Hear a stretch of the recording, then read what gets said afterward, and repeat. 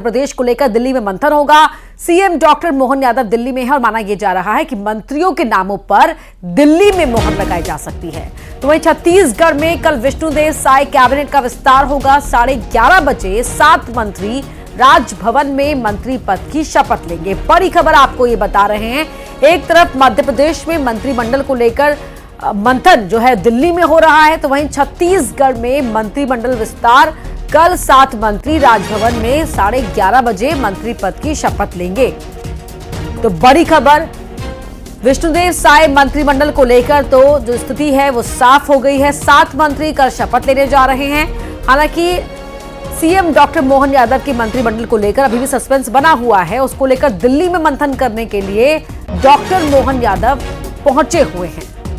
तो कल विष्णु कैबिनेट का विस्तार है, तो वहीं दिल्ली में मंथन करने के लिए पहुंचे हुए हैं मध्य प्रदेश के मुख्यमंत्री डॉक्टर यादव।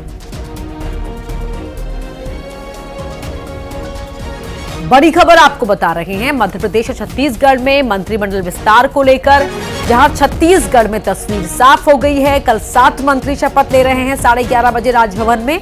तो मध्य प्रदेश में मोहन मंत्रिमंडल को लेकर अभी भी मंथन जारी है और दिल्ली आए हुए हैं सीएम डॉक्टर मोहन यादव, जहां पर वो अमित शाह, जेपी नड्डा से मुलाकातों में ही इस बात को लेकर ये तय हो जाएगा कि कौन इस मंत्रिमंडल का हिस्सा होगा, कौन इन होगा, कौन आउट होगा। तो मोहन कैबिनेट विस्तार पर दिल्ली में मंथन हो रहा है, तो वहीं छत्तीसगढ़ को लेकर तस्वीर साफ हो गई है। 7 मंत्री कल छत्तीसगढ़ के शपथ लेंगे। 11:30 बजे का समय है और संभावित मंत्री कौन है वो नीचे वाली टैली में आपको दिखाई दे रहा होगा। कल ये तस्वीर साफ हो जाएगी। विष्णुदेव साय की टीम में संभावित मंत्रियों के चेहरे आपकी टीवी स्क्रीन पर इस समय आप देख पा रहे हैं। धर्मलाल कौशिक समेत तमाम नाम, वो चेहरे आपको दिखाए हमने जो संभावित मंत्री की लिस्ट में सामने आ रहे हैं। केदार कश्यप, बृजमोहन अग्रवाल, ओपी चौधरी, ये वो नाम है। अब देखना यह होगा कि कौन से 7 मंत्री कल शपथ लेते हैं।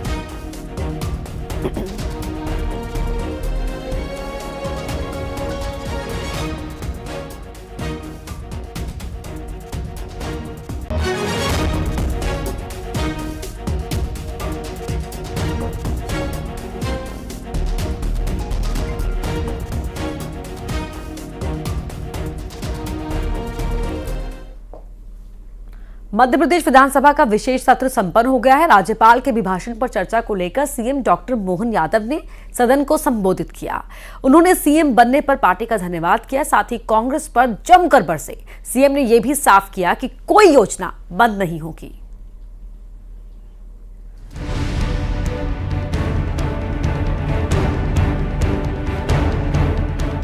मध्य प्रदेश के विधानसभा के विशेष सत्र के अंतिम दिन सीएम डॉक्टर मोहन यादव जमकर बोले।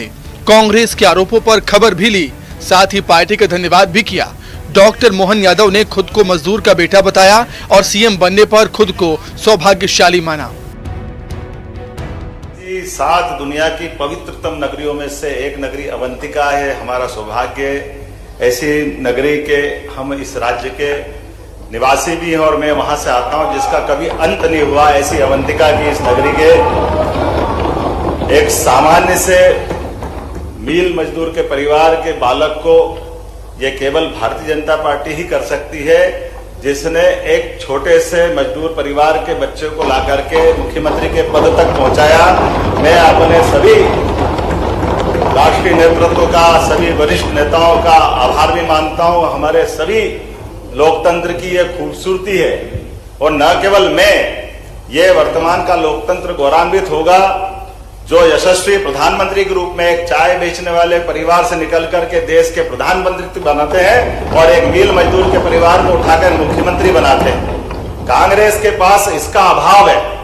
ये सर्वथा इस मामले में केवल एक परिवार, वो भी धनी परिवार जिसके कपड़े भी प्रेस करने के लिए लंदन जाते हैं, ये उस परिवार के लोग गरीबों की क्या बात करेंगे, क्या समझेंगे। डॉक्टर मोहन यादव ने लाडली बहना योजना को बंद करने के कांग्रेस के आरोपों पर पलटवार किया। साथ ही कहा कि कोई योजना सरकार बंद नहीं करने जा रही। कुल मिला के राज्य बजट का आधे से ज्यादा हिस्सा इसी प्रकार से हमारी योजनाओं के माध्यम से मिल रहा है। इसी कारण से हमारा ये बजट बढ़कर के पर्याप्त रूप से सारी योजनाओं को पूरा करने वाला हुआ। कुछ विषय अपने बीच में आए, कोई योजना पूरी नहीं होगी, बंद हो जाएगी, ये अनावश्यक डर है। माननीय अध्यक्ष महोदय, कोई लाडली लक्ष्मी योजना से लगा करके सारी योजनाएं, कोई योजना बंद नहीं होगी। सारी योजनाओं के लिए पर्याप्त धनराशि हमने रखी है।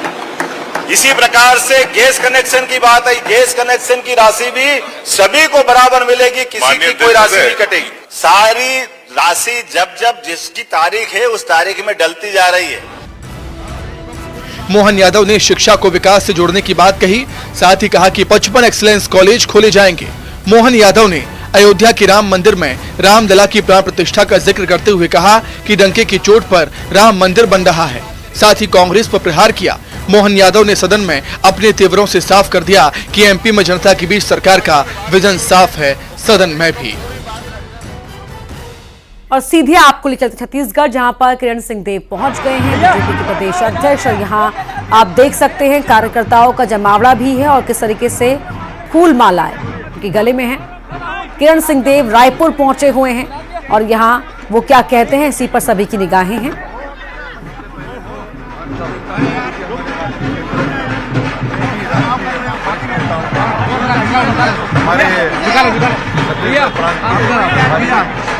और आदरणीय वरिष्ठ नेताओं का यहाँ तो ढोल नगाड़ों की आवाज ज्ञापित करना चाहता हूँ कि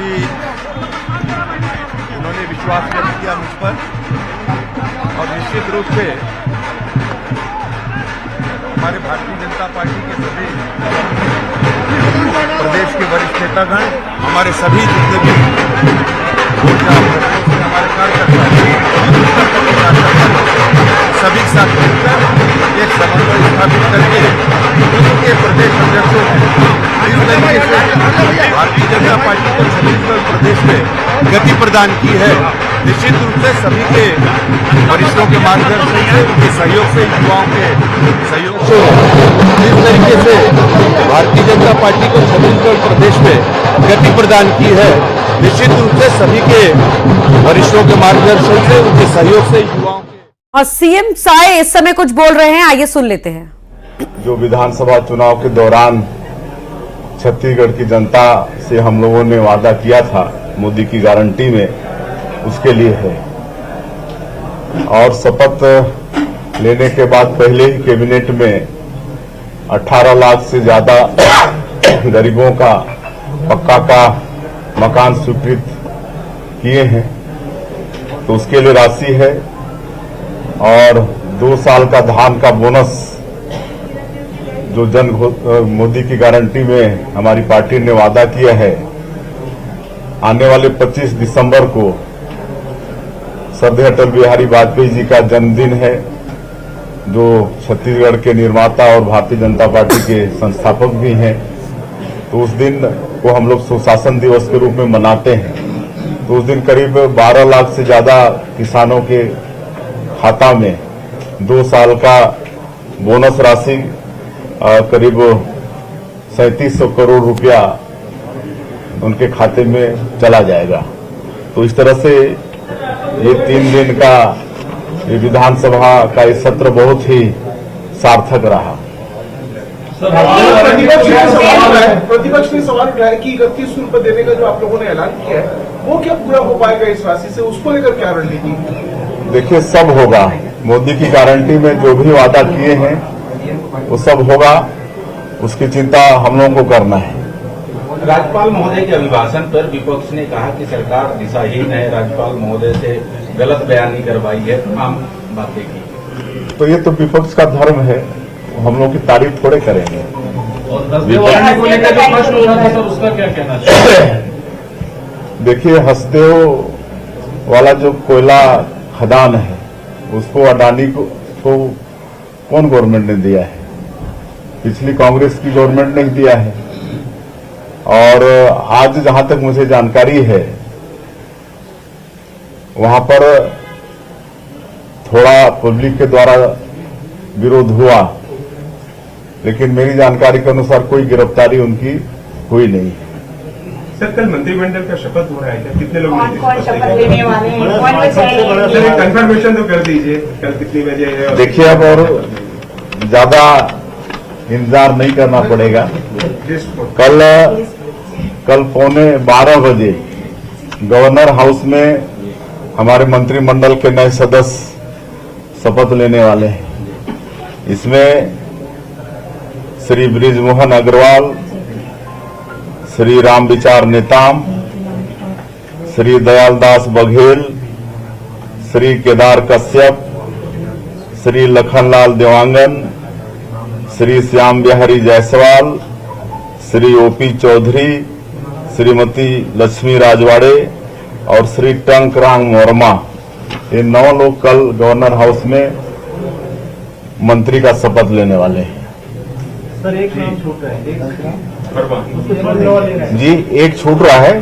हाँ वो अभी 9 कल शपथ लेंगे, बाकी एक छूट रहा है, वो बहुत जल्दी आने वाले समय में उसमें भी नहीं, अभी नहीं, बहुत जल्दी विभाग का बंटवारा भी हो जाएगा। कल खाली मंत्री के रूप में शपथ लेंगे। चलिए बहुत बहुत धन्यवाद। थैंक यू, धन्यवाद।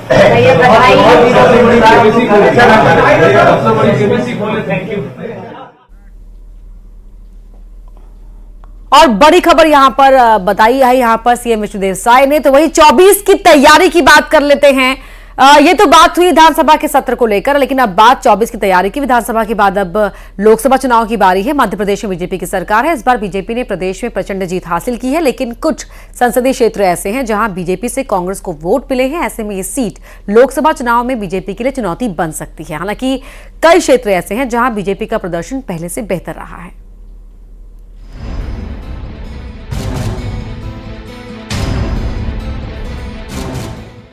विधानसभा के बाद अब मध्य प्रदेश में लोकसभा चुनाव की तैयारी में बीजेपी और कांग्रेस जुट गई है। बीजेपी ने विधानसभा चुनाव में जीत दर्ज की है, लेकिन लोकसभा के लिए बीजेपी के सामने बड़ी चुनौती दिख रही है। वजह है लोकसभा की वो 10 सीट जहां वोट शेयर के मामले में कांग्रेस आगे है। विधानसभा चुनाव में 10 संसदीय सीटों पर बीजेपी को कांग्रेस के मुकाबले कम वोट मिले हैं। मुरैना श्योपुर संसदीय क्षेत्र में कांग्रेस ने 5 सीट जीती है, तो बीजेपी ने 3 सीट। यहां कांग्रेस को बीजेपी से 89,000 से ज्यादा वोट मिले हैं।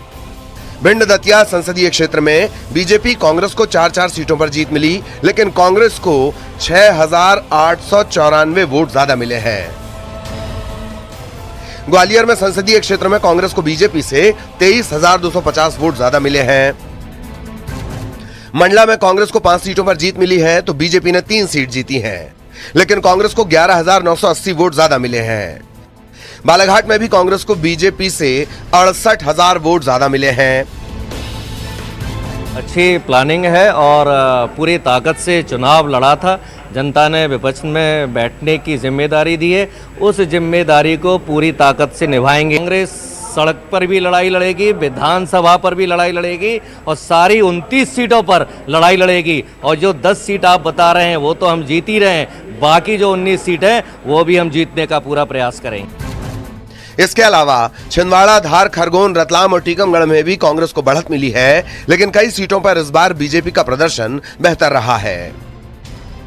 बीजेपी के लिए इंदौर, खजुराहो, खंडवा, देवास, होशंगाबाद सबसे सुरक्षित सीट बनकर उभरी हैं। इन सीटों पर बीजेपी कांग्रेस से मजबूत दिख रही है। विधानसभा के चुनाव और लोकसभा के चुनाव दोनों की परिस्थितियां और मुद्दे अलग होते हैं। फिर भी ऐसे कुछ स्थान जहां पर कांग्रेस ने बढ़त बनाई है, वहां पर निश्चित तौर पर भारतीय जनता पार्टी का संगठन पूरी ताकत के साथ समीक्षा करके हम उन स्थानों पर कैसे चुनाव जीत सकें, उस दिशा में काम करेंगे। विधानसभा के बाद अब लोकसभा चुनाव की बारी है। 10 संसदीय सीटों पर बीजेपी को ज्यादा मेहनत करनी होगी, तो वहीं कांग्रेस को 19 संसदीय क्षेत्रों में ज्यादा दम दिखाना होगा। हालांकि पिछली बार कांग्रेस सिर्फ छिंदवाड़ा की सीट बचाने में कामयाब रही। अब देखना होगा कि लोकसभा चुनाव में जनता किसे जनादेश देगी। भोपाल से शैलेंद्र भदौरिया, न्यूज़ 18।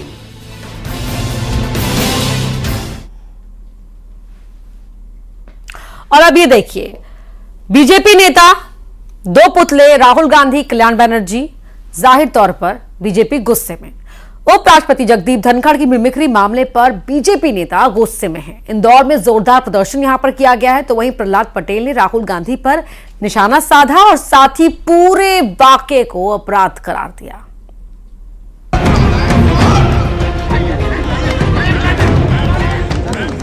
उपराष्ट्रपति की मिमिक्री मामले में सियासी बवाल जारी है। इंदौर में बीजेपी ने हल्ला बोल प्रदर्शन किया।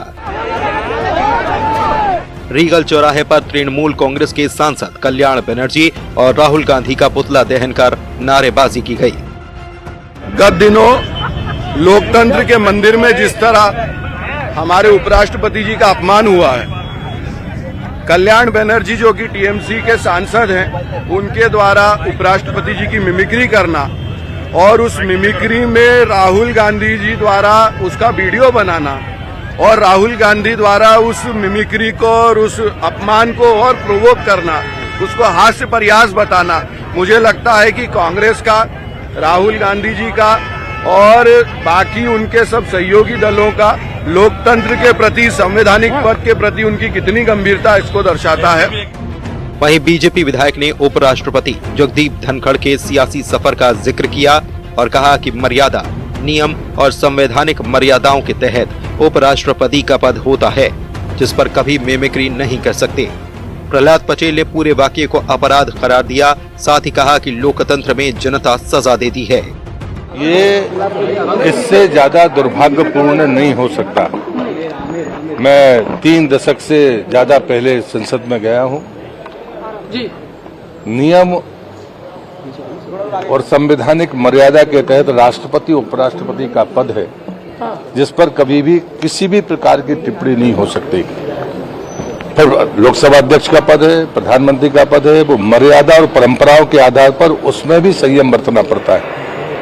मुझे दुख इस बात का है कि देश की एक बड़ी पार्टी, उसमें भी राहुल गांधी जैसा नेता ने जो काम किया, मैं उसको ज्यादा गंभीर अपराध मानता हूं, जिनने मर्यादा और परंपराओं का भी उल्लंघन किया और नियमों की भी अनदेखी की है। क्या ये आपराधिक? मुझे लगता है कि लोकतंत्र में जनता सजा देती है।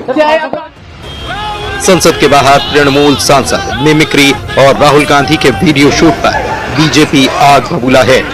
वहीं पूरे मसले पर कांग्रेस बैकफुट पर दिखाई दे रही है।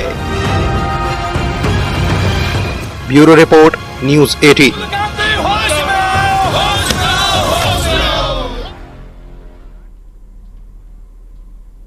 और बड़ी खबर आपको बता रहे हैं, कल छत्तीसगढ़ में होगा मंत्रिमंडल का विस्तार। कल दोपहर 11:15 बजे यानी कि 11:45 पर शपथ ग्रहण समारोह होगा।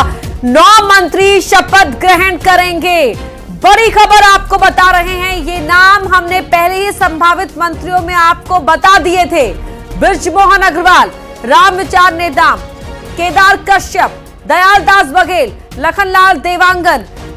तो 9 मंत्री, कुल 9 मंत्री हैं। ओपी चौधरी जो कल शपथ ग्रहण करेंगे 11:15 बजे, 11:45 पर लक्ष्मी राजवाड़े भी लेंगी मंत्री पद की शपथ। बड़ी खबर आपको बता रहे हैं, थोड़ी देर पहले सीएम साई ने इस बात की घोषणा की कि कल कैबिनेट का विस्तार होने जा रहा है।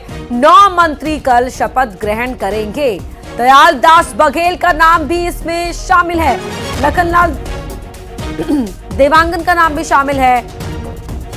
श्याम बिहारी जायसवाल भी कल मंत्री पद की शपथ लेंगे। बड़ी खबर आपको बता रहे हैं, छत्तीसगढ़ में मंत्रिमंडल विस्तार को लेकर तस्वीर साफ हो गई है और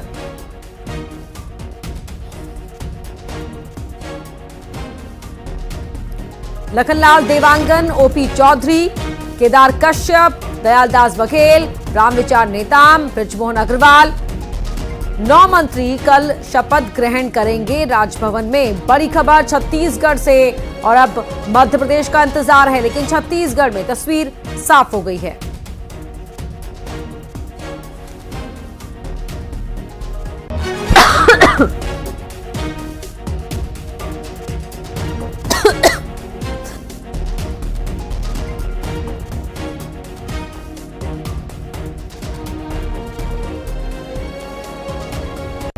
कल 11:15 बजे गवर्नर हाउस में हमारे मंत्रिमंडल के नए सदस्य शपथ लेने वाले हैं। इसमें श्री बृजमोहन अग्रवाल, श्री रामविचार नेताम, श्री दयालदास बघेल, श्री केदार कश्यप, श्री लखनलाल देवांगन, श्री श्याम बिहारी जायसवाल, श्री ओपी चौधरी, श्रीमती लक्ष्मी राजवाड़े और श्री टंकराम वर्मा, ये 9 लोग कल गवर्नर हाउस में मंत्री का शपथ लेने वाले हैं।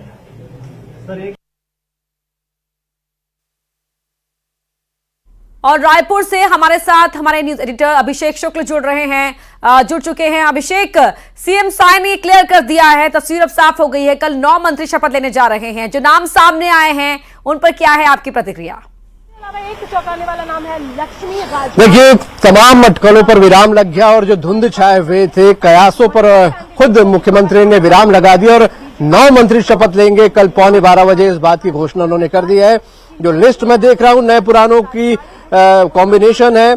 ज्यादातर नाम न्यूज 18 ने इस बात का ऐलान कर दिया था, बता दिया था अपनी संभावित सूची में। ये नाम है दयालदास बघेल, पुराने मंत्री रह चुके हैं रमन सरकार में। रामविचार नेताम भी मंत्री रह चुके हैं रमन सरकार में। बृजमोहन अग्रवाल भी रह चुके हैं, केदार कश्यप भी रह चुके हैं। तो 4 नाम ऐसे हैं जो पुराने हैं, जो कि पहले भी मंत्री रह चुके हैं। बाकी जो 5 नाम है वो नए हैं। लखनलाल देवांगन कोरबा से आते हैं और दिग्गज मंत्री जयसिंह अग्रवाल को उन्होंने हराया। ओपी चौधरी नाम पहले भी दौड़ में चल रहा था और पूर्व आईएएस है, वो शपथ लेंगे। टंकराम वर्मा बड़ौदा बाजार से हैं, वो शपथ यहां पर लेंगे। उसके अलावा श्याम बिहारी जायसवाल मनेन्द्रगढ़ से विधायक है, वो शपथ लेंगे। केदार कश्यप है, बस्तर से शपथ लेंगे, वो आते हैं नारायणपुर से। उसके अलावा महिला के तौर पर एक महिला लक्ष्मी राजवाड़े, जो पहली बार की विधायक है, सरगुजा के भटगांव से उन्होंने चुनाव जीता है, उनको शामिल किया जाएगा। तो ये 9 नाम है, इसमें 4 पुराने नाम है, 5 नए नाम को शामिल किया गया है। एक जगह रिक्त रखी गई है, ये एक जगह बाद में भरी जाएगी और उम्मीद है लोकसभा के बाद शायद इस एक पद को भरा जाए। तो कुल मिला के 11 मंत्री हो जाएंगे। 9 नाम का जो आज ऐलान किया है वो कल 11:15 बजे शपथ लेंगे। इस लिस्ट को देखें तो कॉम्बिनेशन नजर आ रहा है 40-60 का, जो कि न्यूज 18 ने पहले बता दिया था। 4 पुराने नामों पर जो आज जिन पर मुहर लगी है उनके नाम भी न्यूज 18 ने पहले बता दिए थे। लक्ष्मी राजवाड़े महिला के तौर पर शामिल हो सकती हैं, ये भी हमने पहले ही जिक्र कर दिया था कि सरगुजा से वो दौड़ में आगे हैं। देखिए, इसमें से कई ऐसे चेहरे हैं जो पहली बार के विधायक है। ओपी चौधरी, टंकराम वर्मा, ये पहली बार के विधायक हैं। इसके अलावा लक्ष्मी राजवाड़े की बात करें, ये पहली बार के विधायक है। 2 पहली बार के विधायक अरुण साव और विजय शर्मा डिप्टी सीएम बन चुके हैं। तो पहली बार के विधायकों को बढ़ चढ़ के मौका मिला है, लेकिन साथ साथ पुराने जो मंत्री हैं, जो पहले भी पिछले 15 साल की सरकार में कार्यभार संभाल चुके हैं, मंत्री पद के तौर पर अनुभव रखते हैं, उनको भी जगह दी गई है। और क्षेत्र का भी खास ध्यान रखा गया है। बृजमोहन अग्रवाल सबसे ज्यादा वोटों से जीते हैं, रायपुर से आते हैं, तो रायपुर से उनको जगह दी गई है। केदार कश्यप बस्तर से आदिवासी चेहरा है, नारायणपुर से जीते हैं, उनको इसमें जगह दी गई है।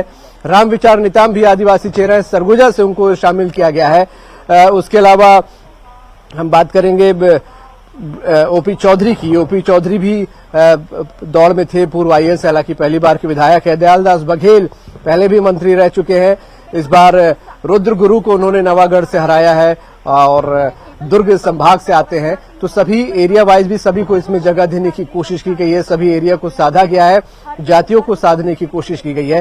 तो जो कॉम्बिनेशन की बात कही जा रही थी, वो कॉम्बिनेशन इस मंत्रिमंडल में पूरी तरह दिखेगा। जहां तक विभागों की बात है, विभागों का बंटवारा बाद में किया जाएगा। मुख्यमंत्री ने कहा है कल 11:15 बजे 9 मंत्री शपथ लेंगे, लेकिन विभाग उनको बाद में बांटे जाएंगे। बिल्कुल, जाहिर तौर पर जिस तरीके तमाम कॉम्बिनेशंस का आपने यहाँ पर जिक्र किया है अभिषेक, तो साफ नजर आ रहा है कि 24 को मद्देनजर रखते हुए ही इन फैक्टर्स का ख्याल किया गया और तभी ये तस्वीर निकलकर सामने आई है। बिल्कुल बिल्कुल साफ ध्यान रखा गया 24 का, इसीलिए हर क्षेत्र को सरगुजा से लेकर बस्तर तक बैलेंस बनाने की कोशिश की गई है। जातिगत समीकरण भी खास ध्यान रखा गया है। दयालदास बघेल सतनामी समाज से तौर पे प्रतिनिधित्व करते हैं, उनको लिया गया है। लखनलाल देवांगन, ओपी चौधरी, टंकराम वर्मा ओबीसी से आते हैं। रामविचार नेताम, केदार कश्यप आदिवासी चेहरे हैं। बृजमोहन अग्रवाल सामान्य के तौर पर उनको लिया गया है। श्याम बिहारी जायसवाल है और लक्ष्मी राजवाड़े वो ओबीसी से आती है, महिला है, पहली बार की विधायक है, तो फ्रेश चेहरों के तौर पर उनको यहाँ पर शामिल किया गया है। सरगुजा का दबदबा साफ तौर पर दिख रहा है। सरगुजा संभाग में मुख्यमंत्री भी आते हैं, रामविचार नेताम और राजवाड़े, लक्ष्मी राजवाड़े, श्याम बिहारी जायसवाल, ये सभी सरगुजा संभाग में आते हैं। तो आप समझिए कि जो क्लीन स्वीप सरगुजा ने भरोसा जताते हुए दिया है भाजपा को, उसका फायदा सरगुजा को साफ दिख रहा है यहाँ पर। और सबसे ज्यादा मंत्री अगर कहीं से हैं तो सरगुजा से हैं, तो सरकार में सरगुजा का दबदबा साफ तौर पे दिख रहा है, क्योंकि 14 की 14 सीटें भाजपा ने वहां से जीती हैं। और बस्तर की बात करें, 12 में से 8 सीट वहां पर जीती है। तो आज एक प्रदेश अध्यक्ष बस्तर से भाजपा को मिल गया, 2 मंत्री वहां से मिल सकते हैं। केदार कश्यप का नाम सामने आ चुका है, केदार कश्यप वहां से मंत्री बनने जा रहे हैं। उसके अलावा बिलासपुर और रायपुर संभाग को भी जगह दी गई है। दुर्ग संभाग की बात करें तो दुर्ग से भी दयालदास बघेल हैं और विजय शर्मा पहले ही शपथ ले चुके हैं। तो बैलेंस बना कर रखा गया। जिन क्षेत्रों ने बीजेपी पर मेहरबानी दिखाई, मतलब वोट बरसाए हैं, उन क्षेत्रों पर बीजेपी भी मेहरबान रही है। बहुत शुक्रिया आपका इस पूरे विश्लेषण के लिए, इस चर्चा के लिए। और खबर सरदार में मेरे साथ फिलहाल इतना ही। खबरें लगातार जारी हैं, आप जुड़े रहिएगा।